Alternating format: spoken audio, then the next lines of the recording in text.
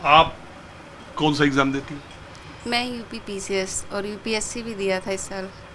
अच्छा। दोनों एग्ज़ाम दिए हैं। यूपी पीसीएस में लास्ट टाइम दिया था तो उसका अभी तक रिजल्ट ही नहीं आया है मेंस का। ये लोग मतलब आप वैकेंसीज मेंस में दे के बैठी हुई हैं? नहीं नहीं हाँ उसकी तैयारी चल रही है। हाँ हाँ। अब इस बार जून में आनी थी वैकेंसी, लेकिन इन्होंने दिसंबर में कर दिया है। इससे बच्चों का काफ़ी टाइम मतलब डेढ़ डेढ़ दो दो साल एक एक वैकेंसी में प्री के एग्ज़ाम करवाने में इन्हें इतना टाइम लग रहा है। मेंस का ले लेते हैं मतलब डेढ़ दो ढाई साल 3 साल आराम से लोग एक एक पेपर में खींच देते हैं। और ये एग्जाम ऐसे हैं, इतने चरण में होते हैं, खासकर पब्लिक सर्विस कमीशन के।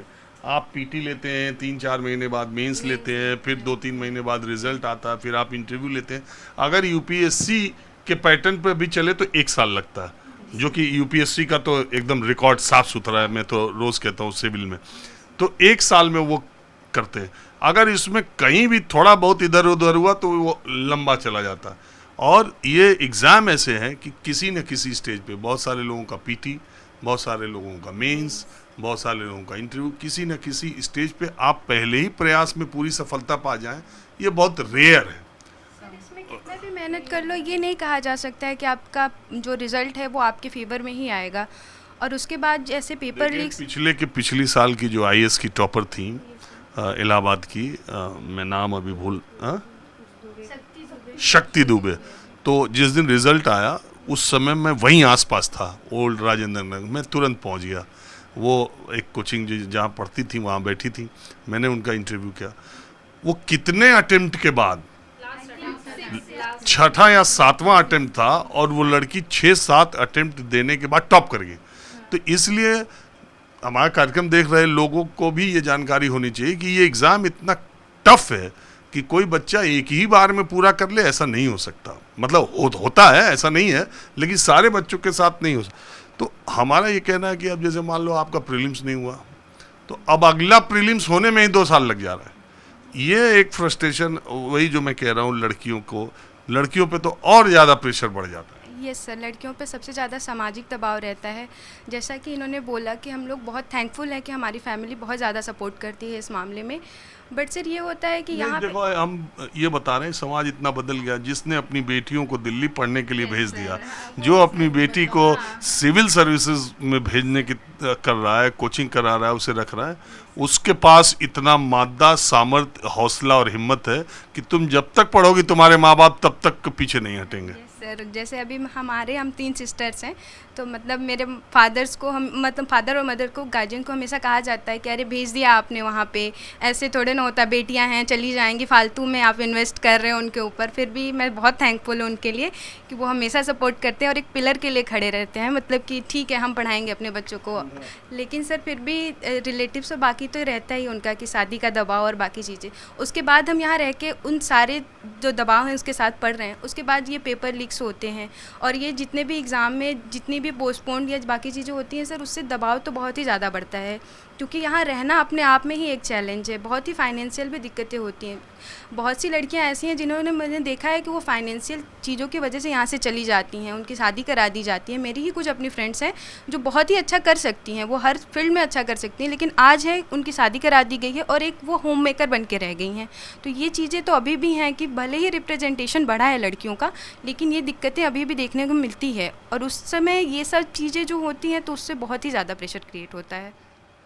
और मेरा सवाल यह है कि ये जो छात्रों का आंदोलन 2 जगह देखने को मिला, ये क्या इस देश की सरकारें, चाहे किसी भी पार्टी की हो, विपक्ष चाहे जो जहां विपक्ष में हो, या मीडिया चाहे जो भी चैनल हो, सारे लोग हो, और चौथा न्यायपालिका, इन चारों ने अपनी भूमिका का निर्वाह कॉम्पिटिटिव एग्जाम्स को उतनी गंभीरता से पिछले कुछ वर्षों में नहीं लिया। कभी नहीं लिया इन्होंने, इस समय लिया। बस चुनाव था, चुनाव में मतलब उनको भी वोटिंग चाहिए, वोट चाहिए कि हाँ अगर आज हम इनका सपोर्ट कर रहे हैं यूथ का, तो कल ये ही मेरे लिए खड़े होंगे। तो ये था कि भाई आज हम साथ देंगे तो कल ये हमारे रहेंगे। और इनको सबको अपनी अपनी होता है कि ठीक है, सॉरी, हाँ बोलिए। तो इधर आप कर लेना एक बार। नहीं, क्या बोलने में क्यों, कुछ ऐसा तो नहीं आप बोलना चाह रही हैं जो कि बोलना नहीं चाह रही हैं और कंट्रोवर्शियल? राजनीतिक थोड़ा सा नहीं, राजनीतिक बातें देखो, बच्चों से, छात्रों से मैं सियासत की बात नहीं करता।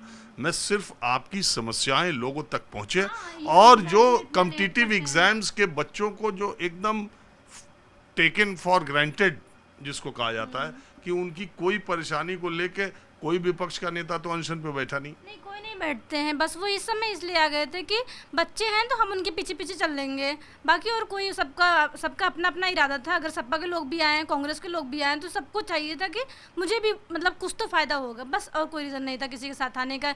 उनका भी ये नहीं था कि बच्चे बहुत कल का अगर उनकी भी सरकार आ जाएगी वो भी ऐसा नहीं करेंगे कि कुछ बहुत अच्छा कर देंगे। ऐसा थोड़ी नहीं, झारखंड में बीजेपी की सरकार नहीं थी, हाँ, झारखंड मुक्ति मोर्चा की थी। और ऐसा नहीं है कि केंद्र में कांग्रेस की सरकार नहीं थी, ऐसा नहीं था कि अखिलेश और मायावती की यूपी में नहीं। में तो मतलब पहले कांग्रेस की भी रह चुकी है, ऐसा नहीं उन्होंने बहुत अच्छा कर दिया हो। फिर अगर बीजेपी आई तो उन्होंने भी कुछ बहुत अच्छा तो नहीं कर दिया है, ठीक है, जो कर रहे हैं बट इस तरीके से नहीं होता है कि हम चुनाव के चक्कर में सबका साथ दे रहे हों। वैकेंसीज जो अब रह गई हैं वो बस वोट बैंक तक ही सीमित हो गई हैं, क्योंकि ऐसा हम जब चुनाव आता तब वैकेंसी आती है। आती है। अभी यूपी के आप है ना, पिछले 2 वर्षों में देखिए, पिछले 2 वर्षों में उत्तर प्रदेश में सबसे ज्यादा सिपाहियों की भर्ती हुई, ठीक है, फिर दरोगा के भी 4000 कुछ वैकेंसी आई थी। अब आप देख लीजिए, टीचर्स की वैकेंसी मुझे लग रहा है 5-6 साल से जो रुकी हुई थी, अब चुनाव आने वाले हैं, अब सारी ही ऐसे नोटिस आ रही हैं कि अब सारी ही नोटिफिकेशन आने वाली है, तो ये सारी वैकेंसी मुझे समझ में नहीं आता, चुनाव ही आती हैं तभी अचानक से कहाँ से आ जाती हैं। मेरा एक विषय और है सर इसमें कि टीचर की वैकेंसी इन्होंने बोली 2011 में मेरे चाचा थे, उन्होंने टेट का एग्ज़ाम दिया हुआ था और उनकी उम्र मुझे लगता है अब शायद 50 वर्ष हो। उस समय उनके 110 से ज़्यादा नंबर थे 150 में से, और तब शायद उनकी मायावती जी की सरकार थी, उसके बाद फिर अखिलेश यादव की, उसके बाद फिर योगी जी हैं। और बार बार ये रहता है कि कोर्ट में ये मतलब ऐसे मुद्दा हो जाता है कि अब रिज़ल्ट आ जाएगा, लिस्ट बन चुकी है। एक लिस्ट और बनी थी जिसमें इनका पूरा उस लिस्ट में नाम था। हमारे घर के लोग पूरा आसान्वित हो चुके थे, चलिए 50 वर्ष की उम्र में ही सही, लेकिन सरकारी नौकरी तो लग जाएगी। अब आप ये सोचिए कि इसी वर्ष ये था कि वो, अब कई लोग कितनी सारी आशाएं लगा लेते हैं कि अब की बार लग रहा है हो जाएगा, कि अब की बार तो टीचर बन ही जाएंगे, और ऐसा रहा कि 20,000 लोगों के लिए वो वैकेंसी थी। पता नहीं क्या वकीलों में क्या हुआ कि कुछ 50,000 के लगभग और लोगों को लेकर वो चले गए, और कोर्ट ने फिर सुनवाई करने से मना कर दिया। तो ये अनिश्चित। अभी चाचा आपका अभी भी उम्मीद पाले हैं? अब पाले थे सर, क्योंकि प्राइवेट तो आदमी प्राइवेट पढ़ा रहा है, उनके साथ के लोग अब रिटायर हो जाएंगे, तब तक वो नौकरी पाने की उम्मीद। कई लोग एनर्जी भी तो नहीं आती। अब सोचिए 45-50 साल में अगर कोई सेलेक्ट हो रहा है, गवर्नमेंट जॉब में जा रहा है, आप सोचिए वो पहले अपने व्यक्तिगत काम करेगा या फिर जो काम उसके लिए जो जिम्मेदारी दी गई है पहले वो करेगा। खुद ही सोच क्या एनर्जी आएगी 50 साल में। अब वही चीज़ है, अब जैसे आप बता रहे हैं जेपीएससी का स्टेट एग्ज़ाम में नॉर्मली 40-45 एज होती है ना। अब उस एज में जाके अगर कोई व्यक्ति सेलेक्ट हो रहा है तो आप समझ ही सकते हैं उसकी मानसिक स्थिति क्या होगी। ब्लड प्रेशर का मरीज़, शुगर का मरीज़, काम करने की एक जो एनर्जी होती है वो भी लो हो जाती है। और ये तो बायोलॉजिकल है, ऐसा नहीं है हम खुद से कुछ कह रहे हैं, ये तो बायोलॉजिकल है, ठीक है। तो और ऐसे में पेपर लीक हो जाए, अब सोचिए क्या इंस्पिरेशन बचती है काम करने की। फिर वही लोग जो किसी तरह से पहुंच भी गए, पेपर लीक भी हो गया, सेलेक्ट भी हो गए, अब वो कहीं जा रहे हैं, वो बच्चों को क्या सिखाएंगे। जिस एनर्जी से उन्हें पढ़ाना चाहिए था या जिस एनर्जी से उन्हें काम करना चाहिए था, सच में वैसे हुआ क्या? नहीं हुआ। क्योंकि ये चीज़ तो मैंने भी फेस की है, गवर्नमेंट स्कूल में मैं भी पढ़ी हूँ। जिस तरह के टीचर्स मुझे मिले हैं, ऑनेस्टली मैं बोलूँगी पढ़ाने की वो एनर्जी उनमें नहीं होती। और मैंने भी पढ़ाया है, मैं स्टूडेंट भी हूँ और प्राइवेट तौर पे मैं पढ़ाती हूँ। जब मैं अपनी एनर्जी देखती हूँ और जब मैं खुद पढ़ाती हूँ तो मैं खुद ये बात समझ पाती हूँ कि कोई भी काम जो हमें दिया जाता है वो पूरी ईमानदारी से और ज़िम्मेदारी से करना कितना ज़रूरी होता है। क्योंकि अगर कोई आप किसी क्लास में पढ़ा रहे हैं और 100 या 50 बच्चे भी बैठे हैं, आप ये सोच लीजिए किसी भी स्कूल में कोई भी टीचर रोल मॉडल होता है। अगर कहीं भी उनकी एनर्जी लो होती है उसका पूरा प्रभाव बच्चों पर पड़ता है। ये बात समाज को, तो सरकार आप लोग क्या सोचती हैं कि ये जो परीक्षा व्यवस्था थी पहले, हमारे ज़माने में एक किस्सा, हमारे हॉस्टल में एक एक लोग थे वो पीसीएस में सेलेक्ट हो गए, छोटे थे भाई वो, उनके बड़े भाई शायद सब्जी वब्जी का काम है, कुछ बिजनेस करते थे, वो बड़े थे, उनसे 2-3 साल बड़े थे। छोटे भाई का पीसीएस में सेलेक्ट हो जाना और शादी के लिए तमाम अधिकारियों की गाड़ियां और प्रस्ताव आना, वो देख करके उस आदमी ने, मतलब मुझे याद नहीं आ रहा क्या बिजनेस करते थे, 3 साल उनसे वो बड़े थे और 10 साल से वो धंधा कर रहे थे।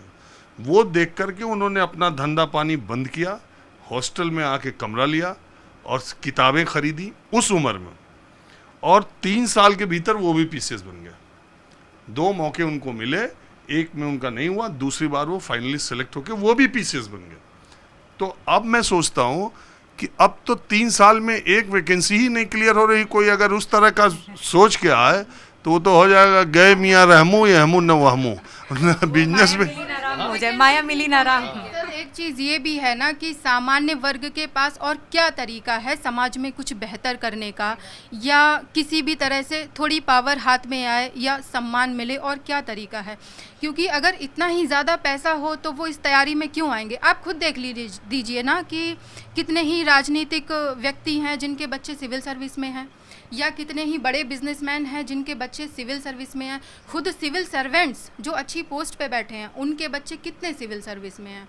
तो इस सेवा में आते ही वो लोग इसलिए हैं ताकि समाज में एक दर्जा बना पाएं। लेकिन लोग तो ये कहते हैं सबको सरकारी नौकरी क्यों चाहिए, सब सरकारी नौकरी क्यों चाहिए, इतने तो आयाम है, इतने तो है, वो ये बात नहीं समझ पाते। सर जब वो ये नहीं सोच पा रहे हैं कि सबको क्यों चाहिए, तो पेपर लीक हो ही क्यों रहा है? क्योंकि वो डिसाइड कर रहे हैं कि किसी को चाहिए, वरना पेपर लीक क्यों हो रहा है?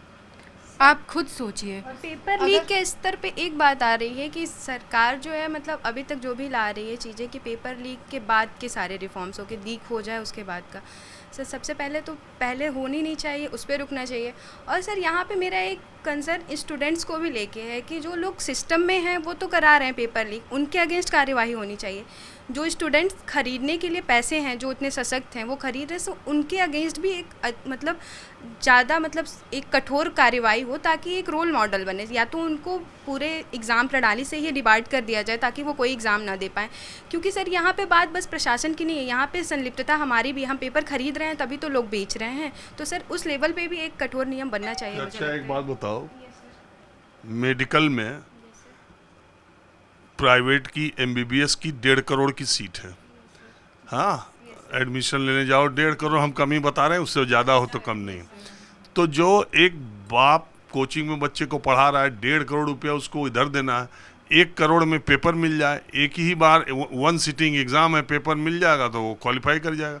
अब वो 1 करोड़ का लेके, अभी तो रिपोर्ट ही आई इसी बार के नीट के, वो 1 करोड़ का लेके फिर नीचे 50 लाख का बेच दिया, 50 लाख वाले ने नीचे 10 का बेच दिया, 10 वाले ने फिर वो चूरन की तरह 25, 30, 40 हज़ार तक हो गया। इसी बार के नीट का, इसी बार के नीट की ये जांच है। आपने सही कहा, लेकिन सर सारे तो उतने सशक्त नहीं होते ना पेरेंट्स जो 20,000 तक तो पहुंच गया।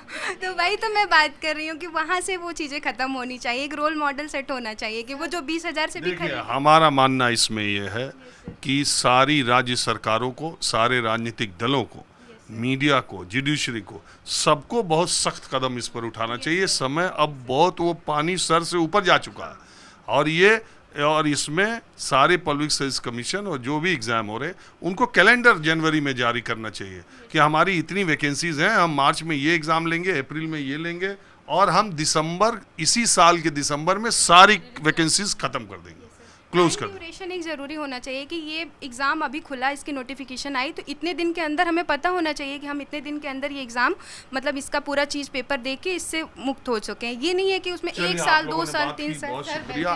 एक दूसरी छात्राओं का एक दूसरा समूह, उनको मैंने संपर्क किया। छोटी सी बात मैं सिर्फ इतना कहना चाहूँगी, या फिर आप कह लीजिए रिक्वेस्ट है कि सरकार रिसर्च के लिए थोड़ी फंडिंग बढ़ा दे, क्योंकि पेपर लीक इतना छोटा मुद्दा नहीं है जितना कि समझा जा रहा है। सामाजिक व्यवस्था कैसे गड़बड़ा रही है, अगर देखना है तो जाके किसी गांव के चारों तरफ देख लीजिए जहां ऐसे डॉक्टर्स बैठे हैं जहां सही डॉक्टर की ज़रूरत है। तो थोड़ी सी फंडिंग बढ़ा दी जाए और रिसर्च करवाई जाए तो शायद कुछ सोशल इश्यूज़ निकल के आएंगे। चलिए, आप लोगों ने बात की, आपका बहुत शुक्रिया।